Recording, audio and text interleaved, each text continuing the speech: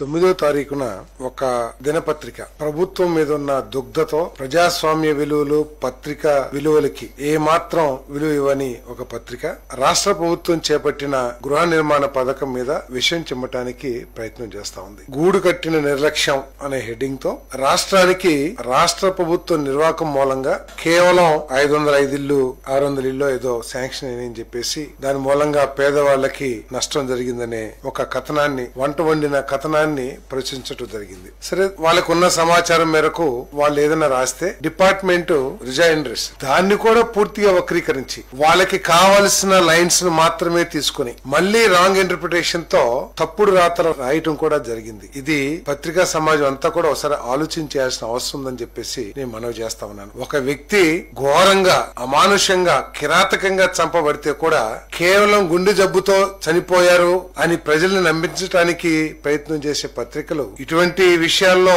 ఇంతకంటే మెరుగ్గా రాస్తే అని చెప్పేసి ఆశించలేమనుకోండి. కానీ ప్రజలకి వాస్తవాలు తెలియజేయాల్సిన అవసరం ఉందని చెప్పేసి నేను భావిస్తా ఉన్నాను. ఎందుకంటే ప్రజాస్వామ్యానికి పత్రికలు అనేవి పట్టుకొమ్మలు. సో వాళ్లే ఈ విధంగా చేయటం ఏదో యాజమాన్య తృప్తి కోసమో లేకపోతే అబద్ధపు పునాదుల మీద రాజకీయ లబ్ధి పొందాలి అనే ఆలోచన చేయటమో చేస్తే అది సమాజానికి పత్రికా రంగానికి మంచిది కాదని చెప్పేసి నేను భావిస్తా ఉన్నాను. చూసారు కదండి, మరి ఈ వీడియో కనుక మీకు నచ్చినట్లయితే ఒక లైక్ కొట్టేసి మీ అభిప్రాయాన్ని కూడా కామెంట్ బాక్స్ లో తెలియజేస్తూ ఇలాంటి ఇంట్రెస్టింగ్ అప్డేట్స్ కోసం మా ఛానల్ ని సబ్స్క్రైబ్ చేసుకోండి.